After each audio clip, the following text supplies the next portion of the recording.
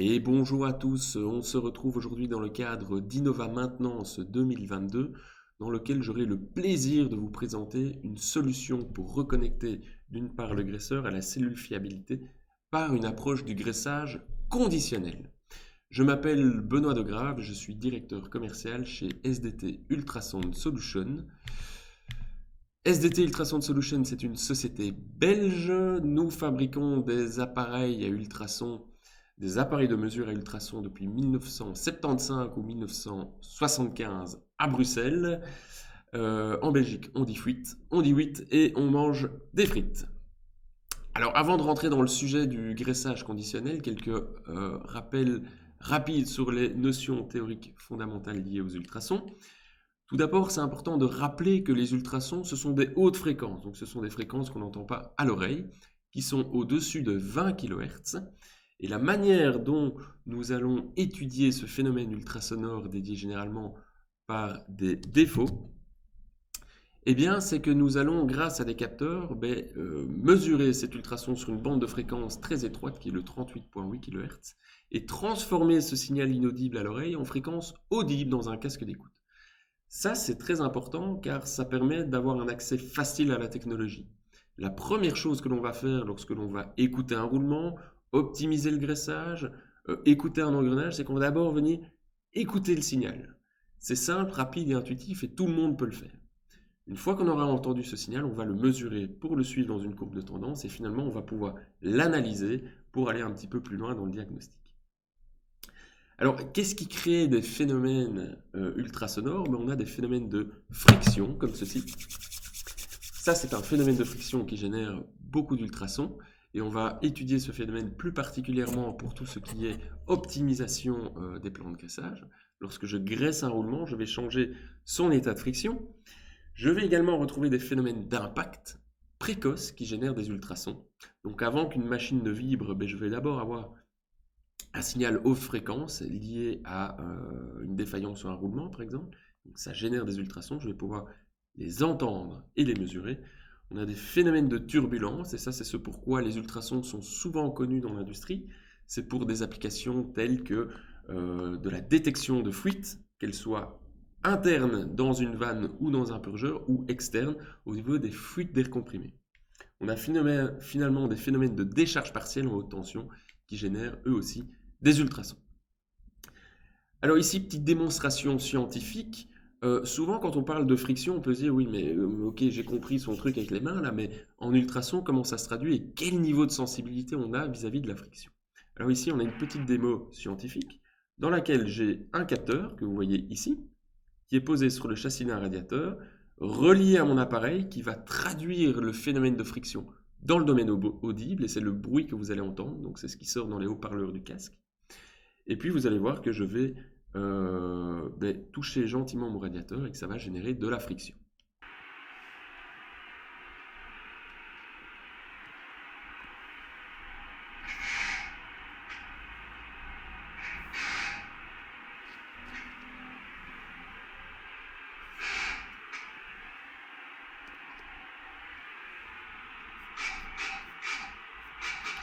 Voilà, donc on entend bien le signal qui est retransmis dans le casque d'écoute.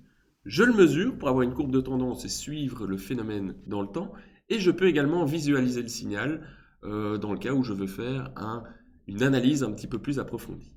Alors ça, c'est pour la friction. Donc comme vous le voyez, l'ultrason est ultra sensible à ces phénomènes de friction et c'est pour ça qu'on utilise cette technologie lorsqu'on veut appliquer la bonne quantité de graisse à un roulement à la bonne fréquence. Ici, je vais maintenant vous faire une démonstration scientifique du niveau de sensibilité de l'ultrason au niveau des impacts. Alors pour ce faire, je vais utiliser une montre dans laquelle j'ai une inversion des engrenages. Et vous allez voir à quel point c'est sensible. De nouveau, le son que vous entendez, c'est le son qu'on a dans le casque d'écoute.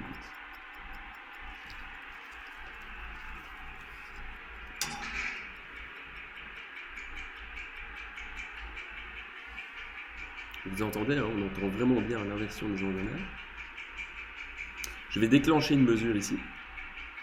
Comme ça, j'aurai un indicateur de mesure que je peux suivre dans le temps pour voir l'évolution du phénomène, mais également le signal wave qui va me permettre de voir à quelle fréquence mécanique je retrouve cet événement. Le voici. mon signal wave, mais également une FFT. Voilà. Donc ça en ultrason, donc le phénomène de friction et d'impact génère énormément d'ultrasons. Ici je compare ça à une autre technologie comme par exemple la vibration, elle sera beaucoup moins sensible à cela. En vibration, on cherche une vibration physique d'une machine, quand ici je suis vraiment dans de l'acoustique. Alors j'ai replacé un petit peu l'ultrason dans un domaine que je peux qualifier de fréquentiel. Je vous ai expliqué un peu à quel phénomène était sensible l'ultrason. Maintenant je vais essayer de replacer l'ultrason à côté de différentes technologies que l'on a à disposition lorsque l'on veut faire de la maintenance prévisionnelle et non pas prédictive, comme Karim a l'habitude de le dire. Alors ici, c'est le cycle de vie complet d'une machine à partir du moment où un ingénieur va dessiner cette machine, donc entre D et I, c'est le design de la machine. On va essayer de la créer de manière la plus cohérente possible pour éviter tous les efforts dessus. Et puis on va la produire et puis on va l'installer sur la production. On va se retrouver ici entre I et P dans ce qu'on appelle de la maintenance proactive. Qu'est-ce que de la maintenance proactive? C'est faire du lignage, c'est éliminer les bas lourds, donc c'est mettre la machine dans un mode de fonctionnement optimal pour diminuer le nombre de chances de tomber sur une défaillance précoce, ici à partir de P. Vous voyez qu'on retrouve également l'ultrason, donc qui permet de faire de la maintenance proactive, lorsqu'on fait une approche du graissage conditionnel. Une approche du graissage conditionnel, c'est de se dire, tiens, j'ai une machine qui tourne, quelle est la quantité de graisse que je dois injecter dedans? Et cette quantité est-elle injectée avec une bonne périodicité? Passé P, on va retrouver les phénomènes d'impact précoce qu'on va pouvoir déceler en ultrason.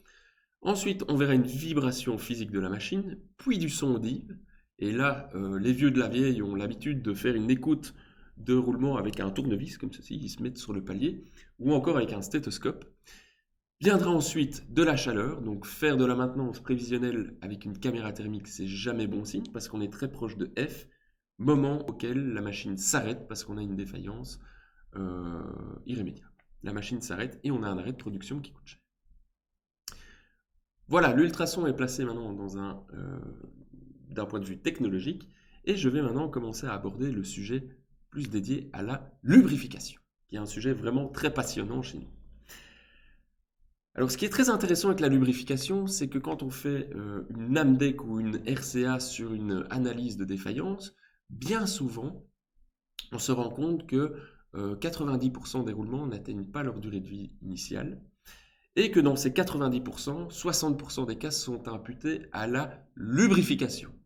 Alors, quels sont ces défauts? C'est des phénomènes de sous-lubrification, de sur-lubrification, et ça c'est vraiment très régulier, de la mauvaise graisse employée, mais également de la contamination de la graisse. Donc ça veut dire que on a à travers le monde une armée d'experts, comme on le voit ici de dos, qui sont capables de déceler ces défaillances et d'identifier l'origine, même l'origine racine de cette défaillance, mais qu'à l'heure actuelle, on n'est toujours pas capable de la corriger.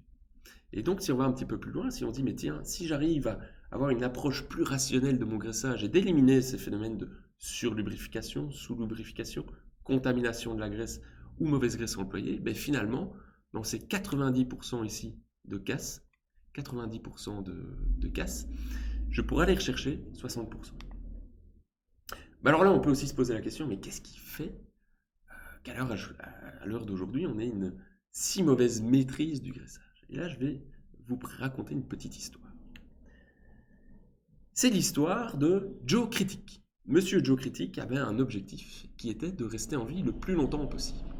Alors, pour ce faire, il s'est dit, mais tiens, je vais aller me rendre à l'hôpital, me mettre sur un lit, et je vais demander qu'on me monitore pour être sûr et certain de voir toutes les défaillances corporelles qui pourraient arriver, et que je sois vraiment encadré par une équipe d'experts et de spécialistes que l'on voit ici, Monsieur Jean Lemaître, Monsieur Guy Lesage et Madame le docteur Louise Jeugère. Ces personnes monitorent en continu Monsieur Joe Critic et permettent d'avoir un diagnostic rapide et de trouver rapidement une défaillance.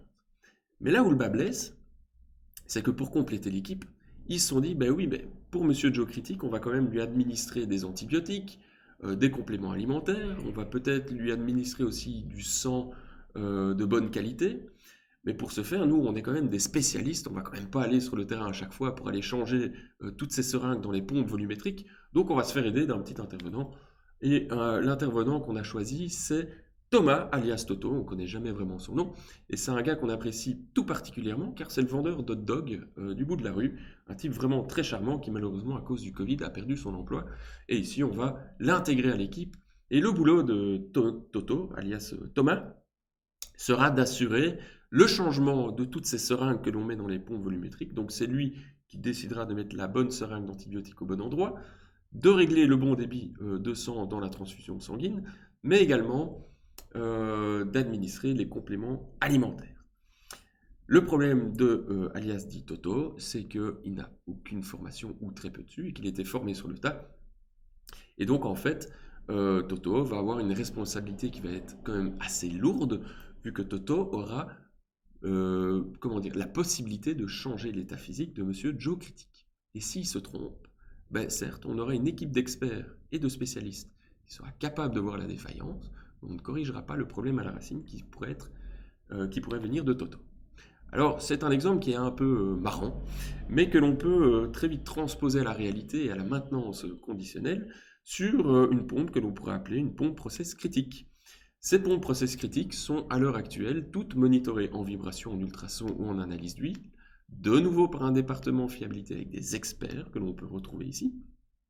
Et bien souvent, qu'est-ce qu'on retrouve? C'est que ces experts détectent des défaillances longtemps à l'avance, chapeau les gars, bravo, mais qu'on a un petit intervenant de nouveau sur le terrain, qui dans ce cas-ci s'appelle Dominique, et qui lui a pour responsabilité de prendre l'ordre de travail de ces experts et d'aller appliquer les quantités de graisse. Cet ordre de travail est souvent papier, et il va retrouver la liste des machines, les quantités de graisse qu'il doit mettre avec les qualités de graisse, et on va lui faire confiance.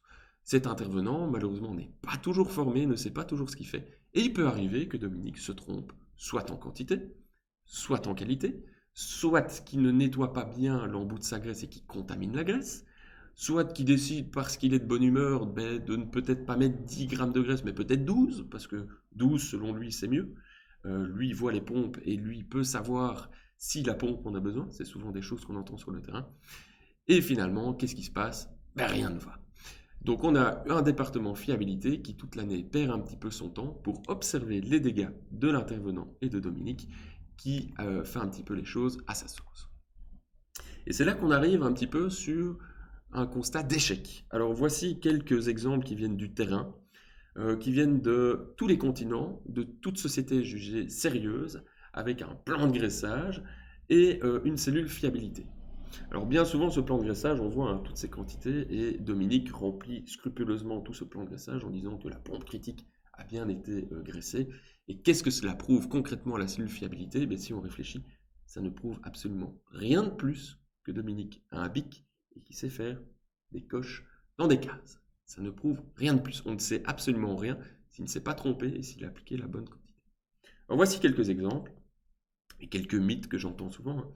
Je sais que quand je dois graisser un roulement, si la graisse ne sort pas du palier, c'est que je n'en ai pas mis assez. Alors, si une graisse sort des paliers, c'est bien souvent qu'on a cassé l'étanchéité du palier, c'est que le roulement est certainement surgraissé, et on le voit ici. Quand un roulement est surgraissé à terme, il va chauffer, mais il va également glisser à l'intérieur du roulement, parce que les éléments roulants ne peuvent plus adhérer.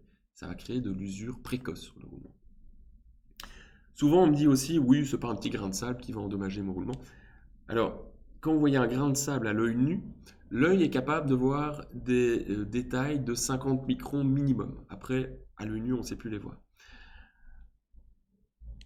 Le film de graisse optimal dans un élément roulant, c'est de 5 microns, à savoir 10 fois moins. Donc quand vous voyez ici une poussière ou un grain de sable, que vous mettez la pompe à graisse dessus, que vous venez le pousser à l'intérieur, mais ce grain de sable est 10 fois plus grand que l'épaisseur optimale de graisse. Donc oui, ça casse les roulements. Donc ça, c'est un petit clin d'œil que je vous fais.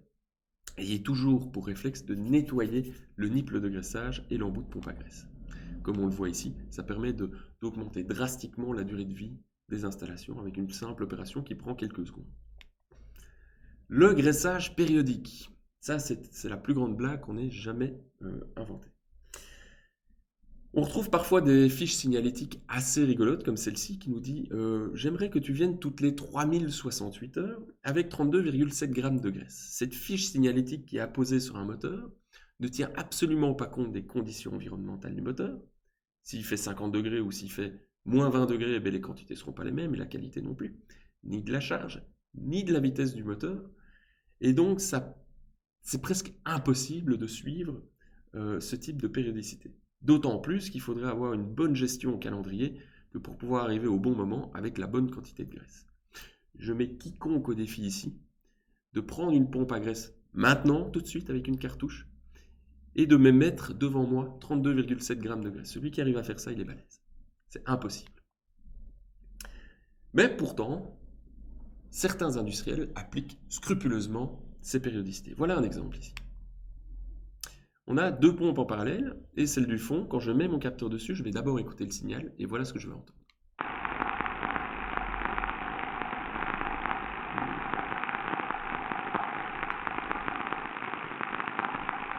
Ce qu'on entend ici, c'est du choc. Comme des graviers. C'est pas bon. Ça veut dire que la piste du roulement ou un des éléments roulants est cassé. Quand on regarde le signal, on le voit ici. Voilà. Je vois ici tous ces chocs. Donc là, je suis sûr que mon roulement n'est pas bon. Alors on se dit, on va l'ouvrir, ce moteur, et on va opérer une maintenance. Et on va voir un peu ce qui se passe. Quand on ouvre ce moteur, voilà ce qu'on découvre à l'intérieur. De la graisse partout. Partout, partout. Et pourtant, on a bien suivi les périodicités préconisées par le constructeur. Autre chose que j'entends souvent sur le terrain, c'est nous, écoutez, le graissage manuel avec un graisseur, on a arrêté. On a mis des graisseurs automatiques partout, parce que c'est beaucoup plus simple. On n'a qu'à le régler sur ces fameuses plaques signalétiques, et puis voilà, c'est fini, le job est fait. Vous n'aviez peut-être pas vu, mais ces moteurs-ci étaient équipés de graisseurs automatiques. Donc en fait, de nouveau, en appliquant un graissage périodique préconisé par le constructeur, on peut très vite tomber dans des aberrations. Savoir ici, cette plaque signalétique ne prenait pas en compte le fait que ces deux moteurs fonctionnaient l'un une semaine et l'autre semaine. Donc forcément, on en mettait beaucoup, beaucoup trop. J'adore le graissage manuel parce que ça oblige aussi le technicien à faire une inspection visuelle, se rendre sur le terrain, déjà observer ce qui se passe, voir s'il n'y a pas de la graisse qui sort du moteur. Quand on met des graisseurs automatiques, bien souvent, j'ai l'impression que c'est je l'installe et puis j'oublie ma machine, je suis tranquille, je peux passer à autre chose. Ça, c'est pas l'approche. C'est pas ce qu'il faut faire, je le déconseille fortement. Comme je vous le disais tout à l'heure, parfois on a un plan de graissage qui dit c'est 10 grammes tous les 2 mois et on a un graisseur qui vous dit oui, mais 12, tu verras, c'est mieux. Moi, je le sais, je suis sur le terrain, je le fais au feeling, je l'ai toujours fait, ça a toujours été comme ça et tout va très bien. Et à nouveau, on peut ouvrir des moteurs avec beaucoup de graisse à l'intérieur et dans ce cas-ci, on voit qu'elle est toute noire parce qu'elle est cramée. Ce qui m'en amène à cette conclusion. Vous tous, dans la salle, vous ne buvez pas un verre d'eau toutes les heures parce que la science vous le recommande. Vous buvez un ou plusieurs verres d'eau quand vous avez soif. Mais un moteur, c'est exactement la même chose. Suivant son mode de fonctionnement et le contexte dans lequel il travaille, il va demander plus ou moins de graisse. Donc ça ne sert à rien de faire des graissages périodiques avec des calendriers, ça ne peut pas marcher. Mettez un capteur, écoutez ce que le moteur vous dit, graissez, voyez comment il réagit et agissez en conséquence. Quand on voit tous ces exemples, on est en droit de se dire, finalement, merde, le plan de graissage, c'est quand même super important dans un plan de fiabilité machine, vu que c'est la seule opération où on peut changer l'état d'une machine. Et pourtant, quand je pose la question de manière un petit peu provocatrice aux gens, avez-vous déjà rêvé que votre enfant devienne graisseur? Personne ne lève sa main. Parce qu'on a une approche du graissage un petit peu archaïque. On pense que graisser, c'est bête, c'est une cartouche et on en met partout, et on a de la graisse partout, et c'est une opération sale, et pourtant c'est peut-être l'opération la plus noble dans toute stratégie de fiabilisation d'outils. Donc de grâce, prenez de la hauteur.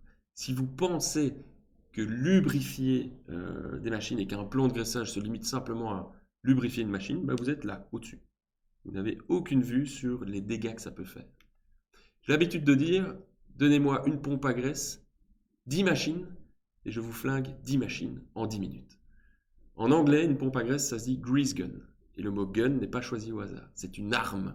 Et une arme, on ne la met pas dans les mains de n'importe qui. Il faut que la personne sache ce qu'elle fait derrière et qu'elle le fasse comme on a décidé de le faire. Il faut prendre de la hauteur. Si on pense que le plan de graissage, oui, il faut quand même avoir un suivi rigoureux des actifs et des actions au terrain. Alors là, on peut se situer un peu sur le côté. Et le département fonctionnera un petit peu mieux. Et ça, vous pouvez le faire avec de la technologie. Si vous avez une bonne GMAO ou un beau fichier Excel avec des quantités périodiques, peut-être que vous pourrez suivre ça de manière un petit peu plus proche.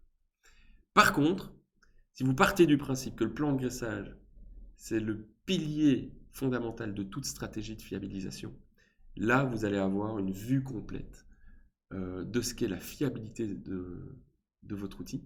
Et ça peut se faire avec de la technologie, mais également, il faut de la culture. Il faut changer les choses, changer les idées reçues qu'on a et se battre contre les idées reçues qu'on a depuis des années.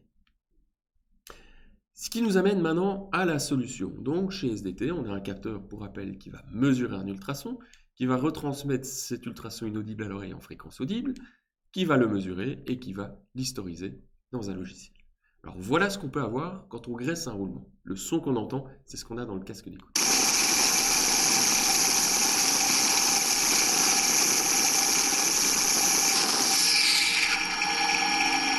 Je ne fais pas une choré, je graisse.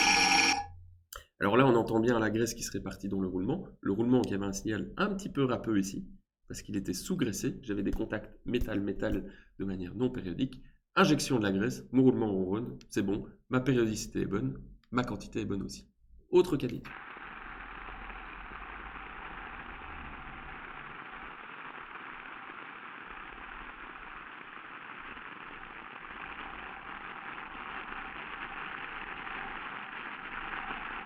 De nouveau, je fais un graissage virtuel.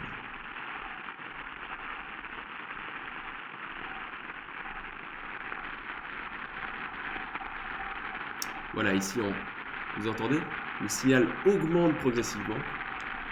Et j'ai l'apparition ici de microchocs parce que j'ai mes éléments roulants qui vont commencer à glisser. Bague intérieure, bague extérieure. Et là, ça va créer de la fatigue sur mon roulement. Je suis dans un cas de surgraissage. Dans ce cas-ci, il faut absolument arrêter tout de suite car on risque d'endommager le roulement. Autre cas de figure intéressant ici, je vais vous faire écouter le roulement après graissage.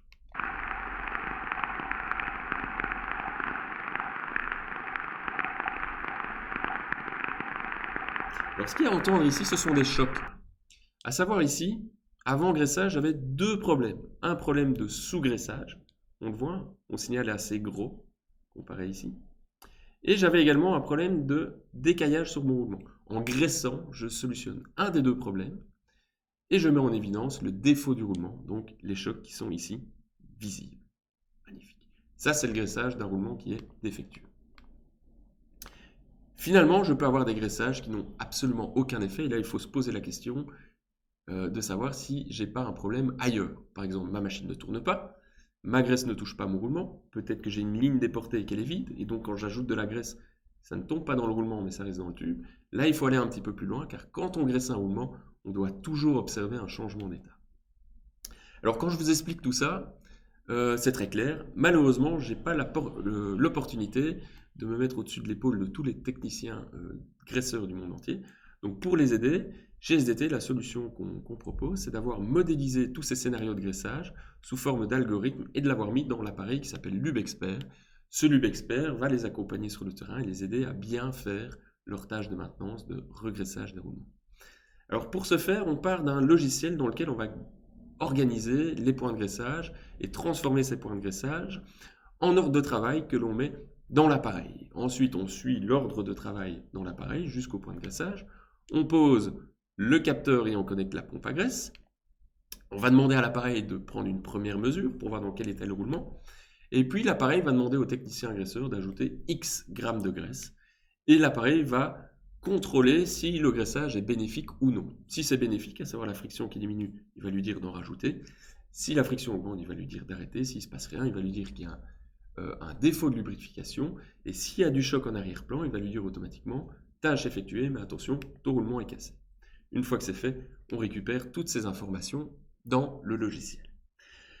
Alors tout d'abord, dans le logiciel, on crée les différentes pompes à graisse qu'on utilise et on va les tarer. Donc ça veut dire qu'on va faire un coup de pompe à graisse, on va le peser, on va voir à combien de grammes ça correspond. Ça permet de parler dans la langue du graisseur. Le graisseur, quand il est sur le terrain, on ne lui parle pas en grammes, mais on lui parle en coups de pompe à graisse. Une fois que c'est fait, on référence également dans une librairie tous les types de graisse qu'on utilise sur le terrain pour éviter qu'ils ne se trompent. Et une fois que c'est fait, ben, on crée bien sûr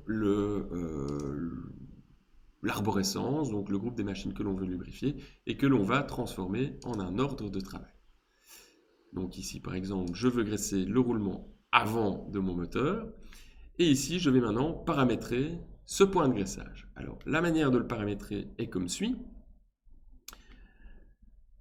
Je choisis une intervalle de visite, ce n'est pas une intervalle de graissage, c'est une intervalle à laquelle je voudrais que le logiciel me rappelle d'aller voir ce roulement et voir s'il a besoin de graisse. Je ne sais pas s'il en aura besoin, on verra bien.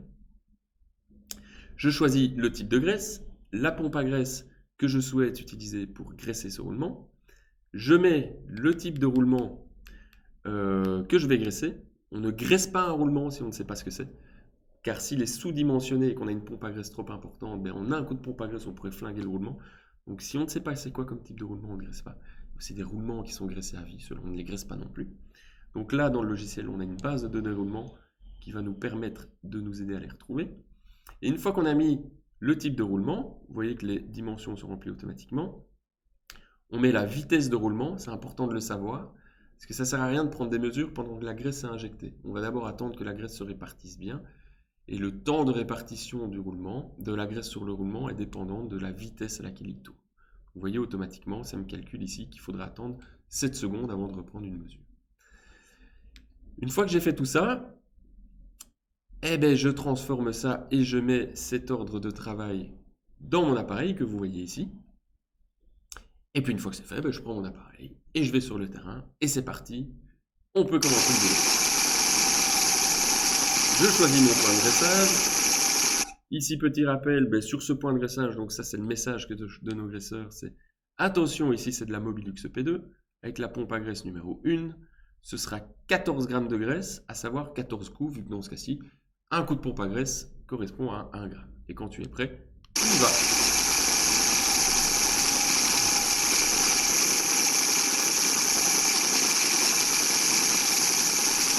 Je prends ma mesure initiale. Avant de faire quoi que ce soit, je l'enregistre. Une fois que c'est fait, je vais rentrer dans le mode ASP et il me dit 3 coups de gramme, 3 coups de pompe à graisse. Voilà, les 3 coups ont été mis. J'attends que la graisse se répartisse. Bon, le son s'arrête, mais en réalité, il continue. Je reprends une mesure et dans ce cas-ci, il nous dit graissage réussi. Tu peux rajouter maintenant 2 coups de pompe à graisse supplémentaires. On les met, on attend que la graisse se répartisse, il contrôle, il nous dit que c'est un graissage réussi, et finalement il nous dit, tâche effectuée, tu as diminué la friction, vu que tu étais au début à 53 dB, tu as fini à 44 dB, donc tu peux passer au roulement suivant. Là on est sûr qu'on a fait un graissage conditionnel, et que cette opération était bénéfique pour le roulement. Si après les 3 coups de pompe à graisse, la friction avait augmenté, là l'appareil aurait directement dit stop, on arrête l'opération de graissage. Il ne sert à rien de gaspiller de la graisse et de prendre des risques d'endommager le roulement en le surgraissant. Encore un exemple ici live sur le terrain. Donc l'appareil dit de mettre un coup de pompe à graisse.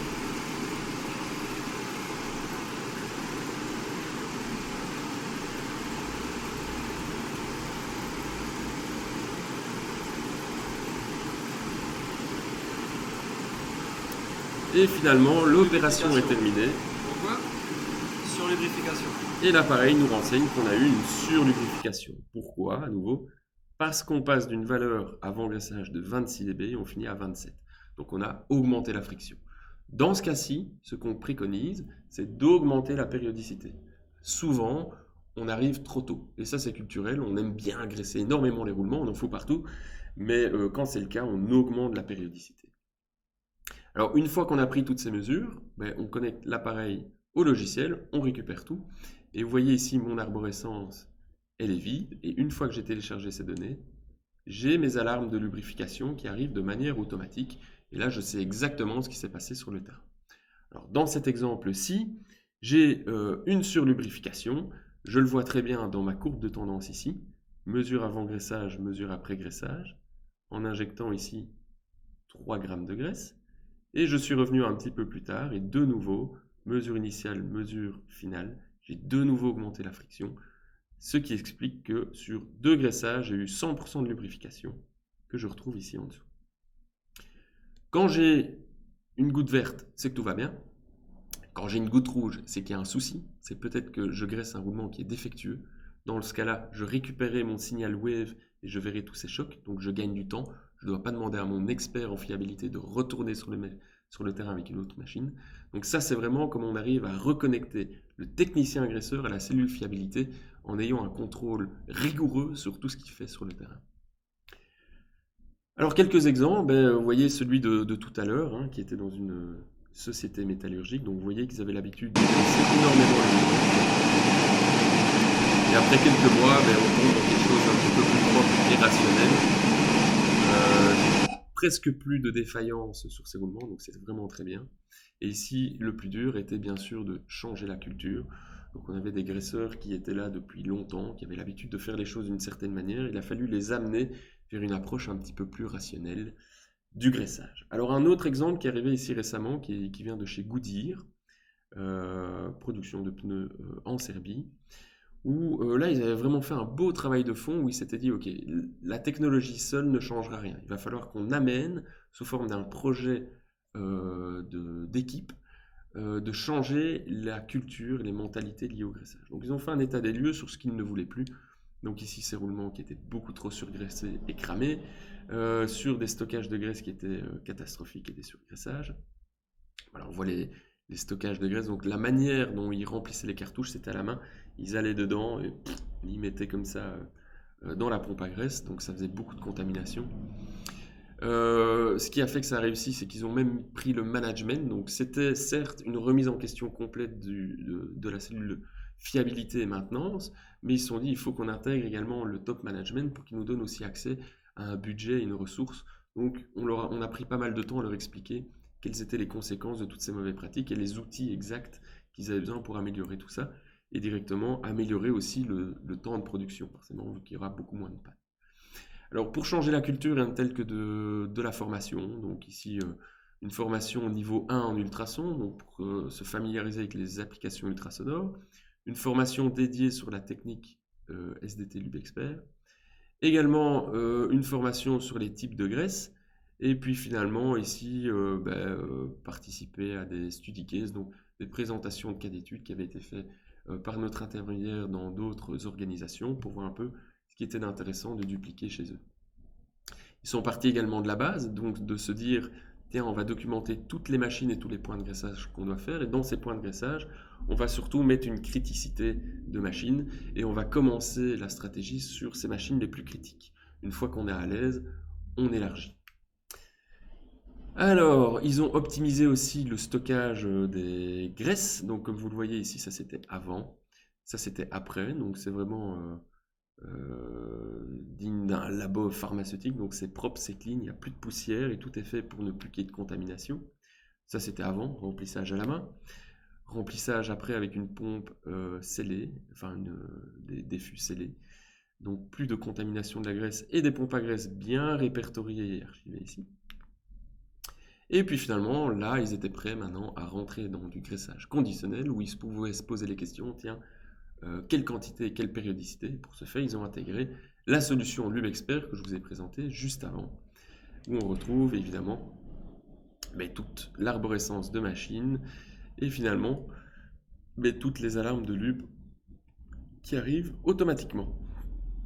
Donc ici, vraiment, la clé du succès, c'est de arrêter d'avoir quelqu'un qui travaille comme un électron libre, à savoir le technicien agresseur, vraiment le greffer directement à la cellule fiabilité, car c'est lui qui fait un peu la pluie et le beau temps finalement sur les machines. Alors, ils ont masqué ici ce qu'ils ont gagné en arrêt de production, mais je peux vous le dire, donc c'est 6 chiffres, c'est à peu près 1 million d'euros qu'ils ont gagné sur une année en évitant des arrêts de production liés au graissage. Donc, en ayant toute cette remise en question, ils ont pu augmenter plutôt la production de l'ordre d'à peu près 1 million. Alors, si vous voulez retrouver d'autres success stories, vous allez ici sur notre site sdtultrasoundsolution.com/success stories ebook. Et là, vous pouvez télécharger, il y en a plein d'autres, des différents, même sur d'autres types d'applications. Et si vous avez la moindre question sur le sujet, ou si quelque chose a été expliqué trop vite ou n'était pas clair, ben, vous me contactez soit par email, soit via LinkedIn. Et j'espère que ce sujet vous aura donné peut-être des idées de stage et vous aura intéressé. Je rends la parole à Karim et je vous remercie pour votre attention. À bientôt.